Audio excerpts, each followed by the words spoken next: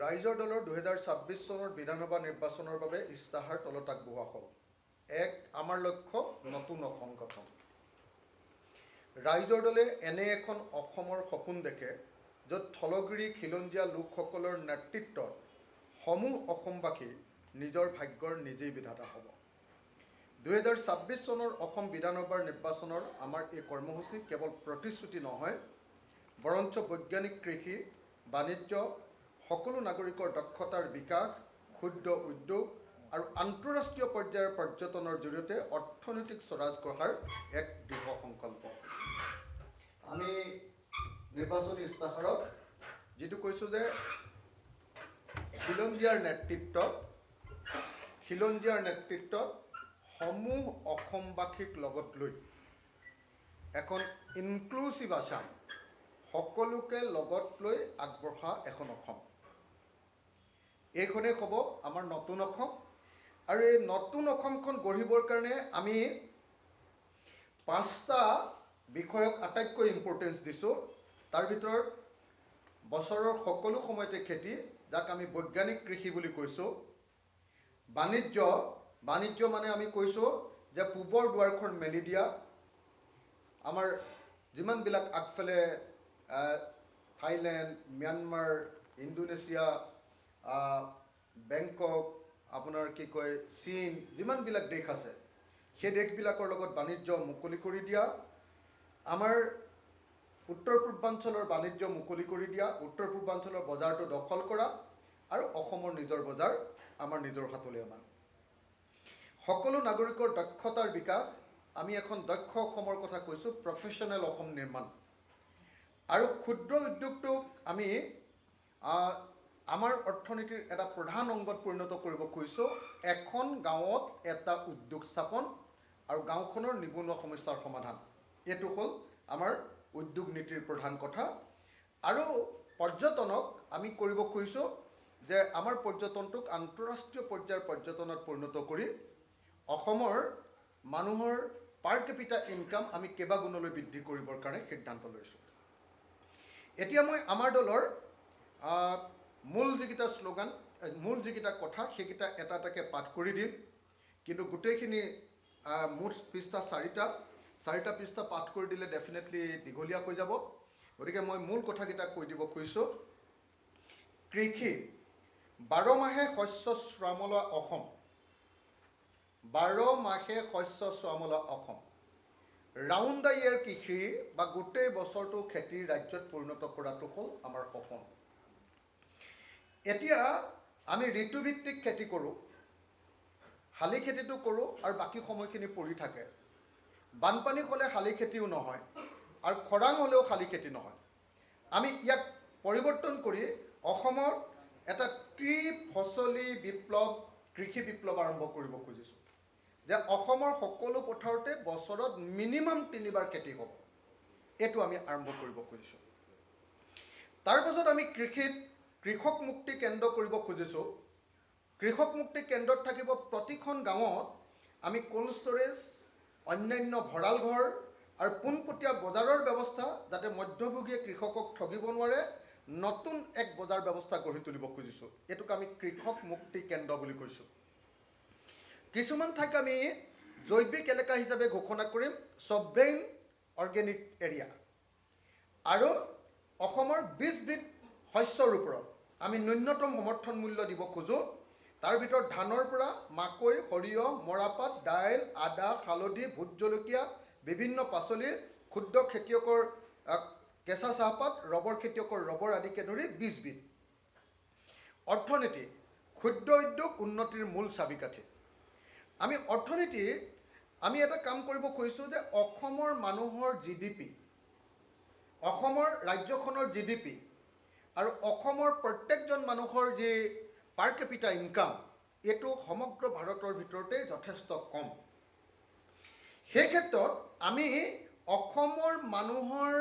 অসমৰ ৰাজ্যৰ GSDP বৃদ্ধি কৰিবৰ কাৰণে এখন কমিটি কৰিব খুজিছোঁ, অসম অৰ্থনৈতিক task force, Assam economic task force, য'ত বিশ্বমানৰ আমি বিশেষজ্ঞ ৰাখি কেনেকৈ অসমৰ GSDP বা GDP বঢ়াব পাৰি তাৰ ব্যৱস্থা কৰিম। থলুৱা উদ্যোগীৰ বাবে ছিংগুল উইণ্ডোৰ ক্লিয়াৰেন্সৰ জৰিয়তে 7 দিনৰ ভিতৰত সকলো উদ্যোগৰ পাৰ্মিশ্যন দিয়া থলুৱা উদ্যোগীসকলৰ, আৰু বৃহৎ পুঁজিৰ পৰিৱৰ্তে জনগণৰ হাতত অৰ্থনীতিৰ বাকজুৰি তুলি দিয়া, এইটোসমূহ আমাৰ গোটেই উদ্যোগ নীতিৰ প্ৰধান কথা। কিন্তু আমাৰ আটাইতকৈ ডাঙৰ যিটো উদ্যোগ নীতি সেইটো হ'ব এখন গাঁও এটা উদ্যোগ, প্ৰতিখন গাঁৱত এটা উদ্যোগ। যিখন গাঁৱত যিটো বস্তু পোৱা যায়, ছাপ'জ এখন গাঁৱত ভীমকল পোৱা যায়, ভীমকলৰ পৰা বেবী ফুড বা চেৰেলেক বনোৱাৰ ইণ্ডাষ্ট্ৰী, ভীমকলৰ পাতৰ পৰা এটা বায়'ডিগ্ৰেডেবল প্লেট বনোৱাৰ ইণ্ডাষ্ট্ৰী, ভীমকলৰ গা গছৰ পৰা সূতা বনোৱাৰ ইণ্ডাষ্ট্ৰী, ভীমকলৰ মধুনাৰ পৰা ডায়েবেটিছ নোহোৱা খাদ্য বনোৱাৰ ইণ্ডাষ্ট্ৰী, এই যিটো আমাৰ একোটা উদ্যোগ, প্ৰত্যেকখন গাঁৱতে এটা এটা ক্ষুদ্ৰ উদ্যোগ, আৰু সেই ক্ষুদ্ৰ উদ্যোগটোক 50ৰ পৰা 100জন মানুহৰ নিয়োগ, যাতে আমি 100% মানুহক নিযুক্তি দিব পাৰোঁ। আমি কয়লা, আজিৰ দিনটোত কয়লা কোল ইণ্ডিয়া লিমিটেডৰ হাতত আছে। আমি অসমত পোৱা সকলো কয়লাৰ যিটো লিজ, সেই লিজটো অসম চৰকাৰৰ হাতলৈ আনিব খোজোঁ। আৰু উত্তৰ পূৰ্বাঞ্চলৰ বাকী ৰাজ্যবিলাকত পোৱা, যেনেকৈ অৰুণাচল প্ৰদেশৰ, যেনেকৈ ধৰক নাগালেণ্ডত পোৱা কয়লা, যেনেকৈ ধৰক মেঘালয়ত পোৱা কয়লা, সেইবিলাকো তেওঁলোকে লিজত দিয়ে। গতিকে সেই লিজটো আমি অসম চৰকাৰৰ হাতত আনি অকল কয়লা খননেই নহয়, কয়লা খননৰ পৰা বেলেগ বেলেগ বস্তুৰ উৎপাদন কৰি ভেলু এড কৰি নতুন নতুন উদ্যোগ প্ৰতিষ্ঠা কৰিবৰ কাৰণে আমি চেষ্টা কৰিব খোজোঁ। আজি অসমৰ মাটিত 65 মিলিয়ন টন কয়লা আছে, 65 মিলিয়ন টন। অসমত আটাইতকৈ বেছি আজিৰ দিনটোত যদি মাইনিং কৰে তেতিয়াহ'লে 3 মিলিয়ন টন মানে মাইনিং কৰিব পাৰে। 65 যে মিলিয়ন টন আছে, এই 65 মিলিয়ন টন যদি আমি অসম চৰকাৰৰ হাতলৈ আনিব পাৰোঁ, লিজত লৈ, কেন্দ্ৰীয় চৰকাৰৰ পৰা লিজত লৈ যদি আমি ল'ব পাৰোঁ, তেতিয়াহ'লে সি এটা অসমৰ আটাইতকৈ ডাঙৰ এটা ইকনমিক ৰিচোৰ্চত পৰিণত হ'ব। জিলাভিত্তিক ফুড পাৰ্ক, আমি প্ৰতিখন জিলাত একোটা এগ্ৰ প্ৰচেছিং ইউনিট কৰিব খোজোঁ। যেনেকৈ কাৰ্বি আংলঙৰ কাৰণে আমি আদা প্ৰচেছিং ইউনিট, গোৱালপাৰাৰ কাৰণে কল প্ৰচেছিং ইউনিট, প্ৰত্যেকখন জিলাত এটা এটা খাদ্য এগ্ৰ প্ৰচেছিং ইউনিট কৰিব খোজোঁ।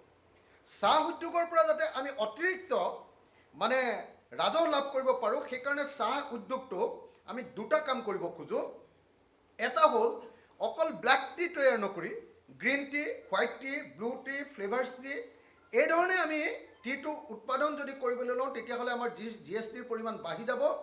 আৰু আমি অসমৰ চাহ নিলাম কেন্দ্ৰটোক পৃথিৱীৰ ভিতৰত আটাইতকৈ ডাঙৰ বিশ্বৰ সৰ্ববৃহৎ ডিজিটেল প্লেটফৰ্মলৈ ৰূপান্তৰ কৰিব খোজোঁ, যাতে তেতিয়া আমি বহুত ট্ৰেনজেকশ্যন ফিজ লাভ কৰিব পাৰিম। আমাৰ ৰাজহ সাংঘাতিক ধৰণে বৃদ্ধি হ'ব। যোৱা সময়খিনিত আমি দেখিছোঁ যে আমাৰ ৰাজহ বৃদ্ধি কৰিবৰ কাৰণে কোনো চৰকাৰে, কোনো দলে কেতিয়াও কাম নকৰে।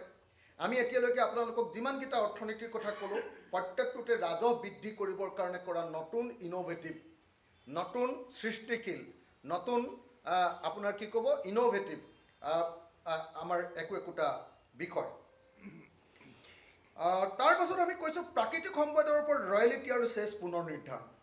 আজি আমাৰ প্ৰাকৃতিক সম্পদৰ ওপৰত অকল 12.5% ৰয়েলিটি দিয়ে, 12.5%।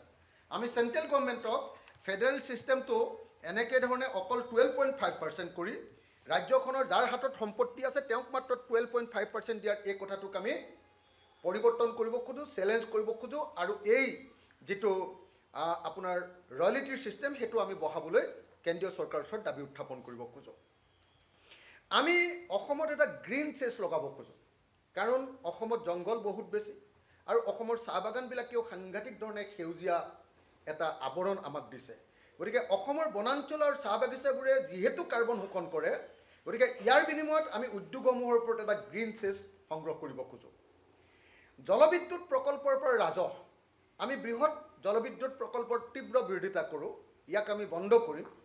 কিন্তু মধ্যমীয়া আৰু ক্ষুদ্ৰ জলবিদ্যুৎ উদ্যোগ অৰুণাচল প্ৰদেশ বা অন্যান্য চুবুৰীয়া ৰাজ্য দেশত যেনেকৈ ভূটানত আমাৰ ওপৰেদি যে জলবিদ্যুৎ উৎপাদন কৰি লৈ যাব, তাৰ ওপৰত আমি এটা টেক্স লগাব খোজোঁ, তাৰ পৰা এটা ৰেভিনিউ আনিব খোজোঁ।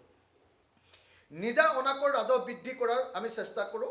আৰু তাৰ কাৰণে আমি মাইনিং মনিটৰিং অসমত যিমান কয়লা শিল বালি খনন হ'ব এইবোৰ অবৈধ খনন সম্পূৰ্ণ বন্ধ কৰি দিম চৰকাৰী নিলামৰ অন্তৰ্ভুক্ত কৰিম আৰু কি কৰিম যাতে ৰাজহ ফাঁকি দিব নোৱাৰে নদীৰ বালি খনিজ সম্পদ মাটি শিলৰ 100% যাতে ডিজিটেল নিলাম হয় তাৰ কাৰণে আমি ব্যৱস্থা গ্ৰহণ কৰিম আৰু অসমত আমি এটা নতুন অৰ্থনৈতিক ব্যৱস্থা গঢ়ি তুলিব খোজোঁ বাঁহ অৰ্থনীতি বেম্বো ইকনমি অকল বেম্বৰ পৰা ধুনীয়া ধুনীয়া ফাৰ্নিচাৰেই নহয় বেম্বৰ পৰা ঘৰ বনোৱা উদ্যোগেই নহয় বেম্বৰ পৰা ইথানল সৃষ্টি কৰি তৈয়াৰ কৰি যেনেকৈ আমাৰ এতিয়া NRLত সেই কামটো কৰিছে আমি অসমত এটা পেৰেলেল ফুয়েল ইকনমি গঢ়ি তুলিব খোজোঁ আৰু অসমৰ ষ্টাৰ্টআপবিলাকৰ কাৰণে আমি 5,000 কোটি টকাৰ অসমত বাজেটত প্ৰত্যেকখন বাজেটত আমি 5,000 কোটি টকা ৰাখিম য'ত ষ্টাৰ্টআপবিলাকে আমি বিনা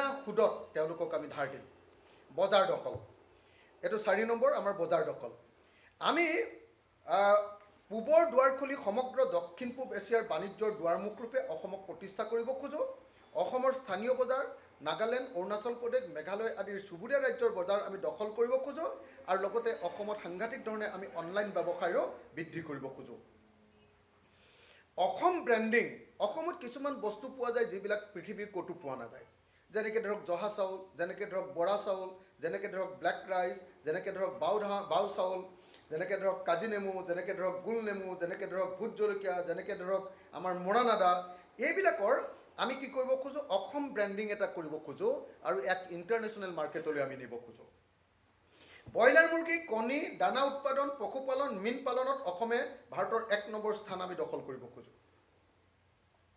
এইবিলাকত ব্ৰইলাৰ মুৰ্গী যেনেকৈ উৎপাদন কৰিব খোজোঁ তেনেকৈ আকৌ ব্ৰইলাৰ মুৰ্গীৰ দানাও আমি উৎপাদন কৰিব খোজোঁ গাহৰি উৎপাদন যেনেকৈ কৰিব খোজোঁ গাহৰিৰ দানাও আমি উৎপাদন কৰিব খোজোঁ এইটো হ'ল বজাৰ দখল 4 নম্বৰ 5 নম্বৰ যিটো আমাৰ মূল এটা বিষয় দক্ষতা পেছাদাৰী অসম নিৰ্মাণ মই সদায় চিঞৰি থাকোঁ আপোনালোকে নিশ্চয় জানে যে আমাৰ ৰাইজৰ দলৰ এটা প্ৰধান উদ্দেশ্য হ'ল এখন প্ৰফেশ্যনেল অসম নিৰ্মাণ আমাৰ অৰ্থনীতি আজিৰ দিনটোত ফিউডেল সম্পূৰ্ণৰূপে সামন্তীয় অৰ্থনীতি আমাৰ প্ৰত্যেকটো কাম এৰাধেৰা আমি ইয়াৰ পৰিৱৰ্তে অসমক এখন একদম পেছাদাৰী অসম ৰূপে গঢ়ি তুলিব খোজোঁ আৰু তাৰ কাৰণে আমি এইবাৰ অসমত এটা নতুন কনচেপ্ট গোটেই বিশ্বৰ ভিতৰতে এটা নতুন কনচেপ্ট আনিব খুজিছোঁ সেই কনচেপ্টটোৰ নাম হ'ল ফিনিচিং স্কুল ফিনিচিং স্কুল মানে কোনোবাই যদি সঁচাকৈ মানে আনুষ্ঠানিক শিক্ষা এৰি দিব খোজে ধৰক কোনোবাই ক্লাছ 10ত স্কুল এৰি দিব খুজিলে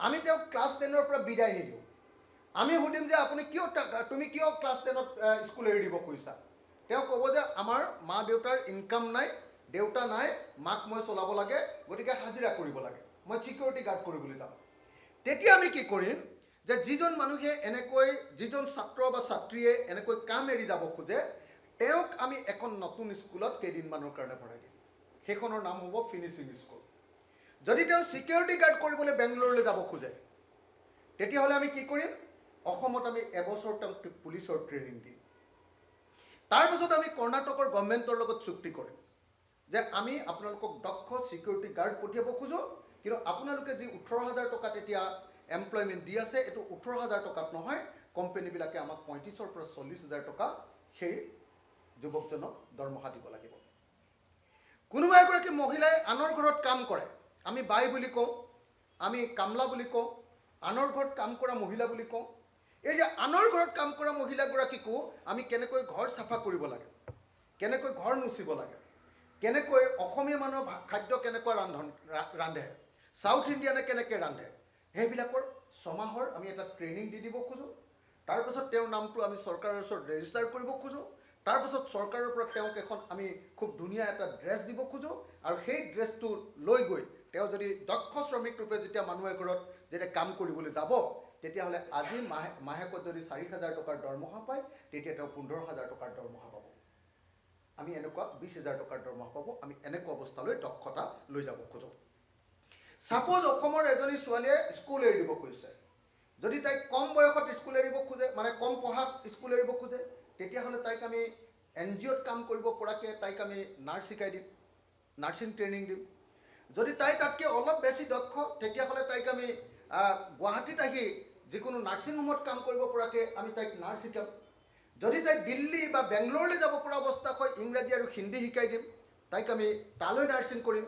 আৰু কোনোবাই যদি জাপানলৈ গৈ খুব ভাল ছোৱালীয়ে ভাল নাৰ্ছিং শিকিব খোজে, জাপানীজ ভাষা পৰ্যন্ত শিকাই দিম আৰু 2 বছৰ আমি নাৰ্ছিং ট্ৰেইনিং দি দিম। আপোনালোকে জানে যে জাপানত আজিৰ দিনটোত এগৰাকী নাৰ্ছে এবছৰ চাকৰি কৰিলে 1 কোটি টকা পৰ্যন্ত উপাৰ্জন কৰে। আমি এনেকৈ অসমৰ প্ৰত্যেকজন মানুহৰ দক্ষতা বিকাশ কৰিব খোজোঁ। আমি আমাৰ ছাৰ্ভিচ ছেক্টৰটোক সাংঘাতিক ধৰণে ওপৰলৈ নিব খোজোঁ। হোটেল বিজনেছ, সেৱা, টুৰিজিম, এই গোটেইবিলাকক। পৰ্যটন ক্ষেত্ৰটোক আমি অলপ বেলেগ ধৰণে নিব খুজিছোঁ। অসম কেৱল ভ্ৰমণৰ ঠাই নহয়, বিশ্বৰ ভিতৰত এক অন্যতম আকৰ্ষণীয় পৰ্যটন কেন্দ্ৰলৈ ৰূপান্তৰ কৰাৰ কাৰণে আমি সাধনা কৰিম। শিৱসাগৰৰ ঐতিহ্য ক্ষেত্ৰ ৰংঘৰ, কাৰেংঘৰ, তলাতল ঘৰক ইউনেস্কোৰ মানদণ্ডৰে সংৰক্ষণ কৰি বিশ্ব দৰবাৰত চিনাকি কৰি দিবলৈ চেষ্টা কৰিম। অহা মাৰ্চ মাহত আমি আশা কৰি আছোঁ যে ইউনেস্কোৰ ৱৰ্ল্ড হেৰিটেজ ছাইটৰ টেণ্টেটিভ লিষ্টত আমাৰ শিৱসাগৰে নাম পাব। আৰু সেইকাৰণে আমি ভাবোঁ যে শিৱসাগৰক আমি ৰংঘৰ, কাৰেংঘৰ, তলাতল ঘৰৰ পৰা আৰম্ভ কৰি এই গোটেইবিলাকক এটা হেৰিটেজ টুৰিজিমত মানে এটা চাৰ্কুলত আমি আনিব খোজোঁ। অসমৰ বিভিন্ন জনজাতি আৰু জনগোষ্ঠীৰ জীৱন যাত্ৰা, সংস্কৃতি, খাদ্যাভাস, সাজপাৰক লৈ বিশ্বমানৰ পৰ্যটন কৰি তুলিব খোজোঁ। ব্ৰহ্মপুত্ৰ ৰিভাৰ ক্ৰুইজ আমি কৰিব খোজোঁ বেলেগ ধৰণে। গ্ৰাম্য হোমষ্টে আমি অতি কমেও অসমৰ মানুহৰ গাঁৱৰ ঘৰত আহি যাতে বাহিৰৰ মানুহে আহি গাঁৱৰ মানুহৰ ৱে অফ লাইফ, জীৱন যাত্ৰা যাতে উপভোগ কৰিব পাৰে, খেতি যাতে চাব পাৰে, আমাৰ সংস্কৃতি যাতে চাব পাৰে, তাৰ কাৰণে আমি অন্তত পক্ষে অসমৰ 50,000টা পৰিয়ালক এনেকুৱা হোমষ্টেৰ ব্যৱস্থা কৰি দিব খোজোঁ। বিনামূলীয়া গুণগত শিক্ষা আৰু স্বাস্থ্য সেৱা। আমাৰ আটাইতকৈ গুৰুত্বপূৰ্ণ এটা বিষয় হ'ল যে আমি কোৱালিটি এডুকেশ্যন দিব খোজোঁ।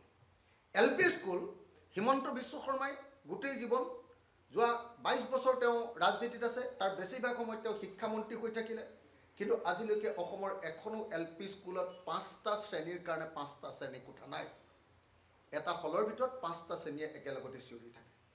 আমি তাক পৰিৱৰ্তন কৰিব খোজোঁ আৰু প্ৰত্যেকটো শ্ৰেণীৰ কাৰণে এটা শ্ৰেণী কোঠা, এটা শ্ৰেণী কোঠাৰ কাৰণে এজন শ্ৰেণী শিক্ষক, আৰু প্ৰত্যেকজন শিক্ষকক আমি আন্তঃৰাষ্ট্ৰীয় পৰ্যায়ৰ শিক্ষক ৰূপে প্ৰশিক্ষণ দি অসমৰ শিক্ষাখণ্ডৰ এক বৈপ্লৱিক পৰিৱৰ্তন সাধন কৰিব খোজোঁ। আৰু সেই শিক্ষাৰ লগত আমি আমাৰ লোক সংস্কৃতি আৰু আমাৰ ক্ৰীড়াক জড়িত কৰি অলিম্পিকলৈ কেনেকৈ সৰু বয়সৰ পৰা আমাৰ ল'ৰা ছোৱালী নিব পাৰি, তাৰ কাৰণে আমি ক্ৰীড়া আৰু সংস্কৃতিকো ঢোল বজোৱা, প্ৰত্যেকজন অসমীয়ালৈ ঢোল বজাবলৈ আমি শিকাম।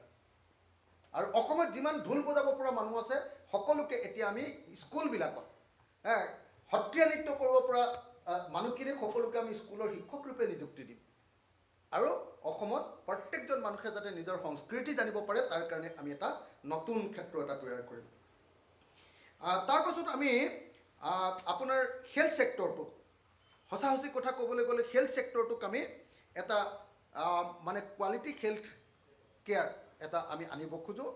তাৰ কাৰণে প্ৰত্যেকজন মানুহৰ হেল্থ কেয়াৰটো পোৱাটো, চৰকাৰৰ পোৱাটো আমি এখন আইন আনিব খোজোঁ, য'ত হেল্থ কেয়াৰ দিয়াটো চৰকাৰ এখনৰ কাৰণে, যেনেকৈ আজি ৰাইট টু ফুড আছে, তেনেকৈ ৰাইট টু হেল্থ, এনেকুৱা এখন আইন আনিম।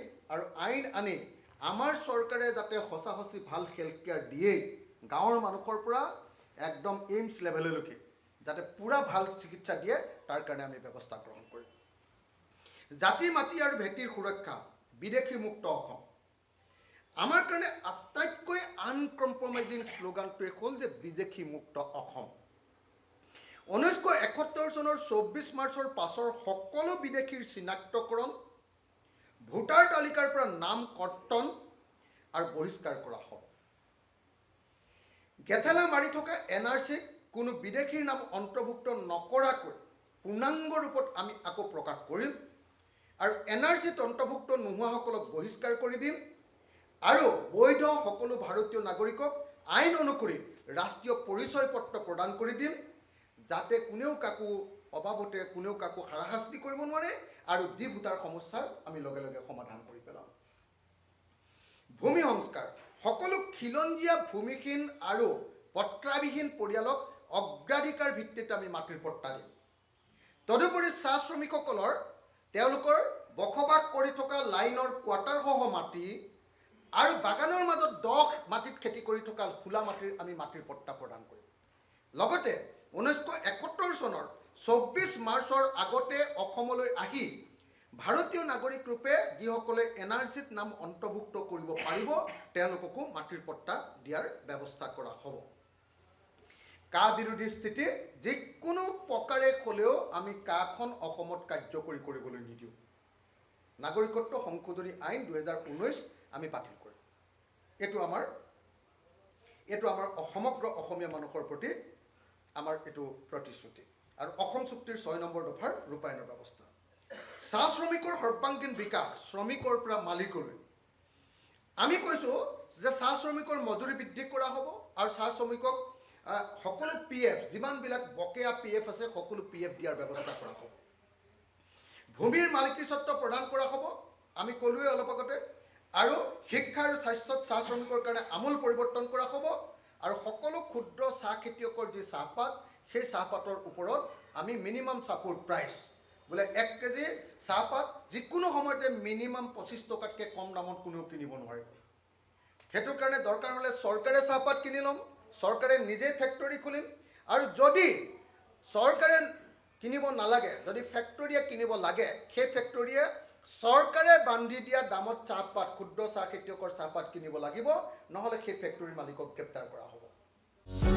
যিকোনো খবৰৰ বাবে যোগাযোগ কৰক আমাৰ এই নম্বৰত 9181 307 221।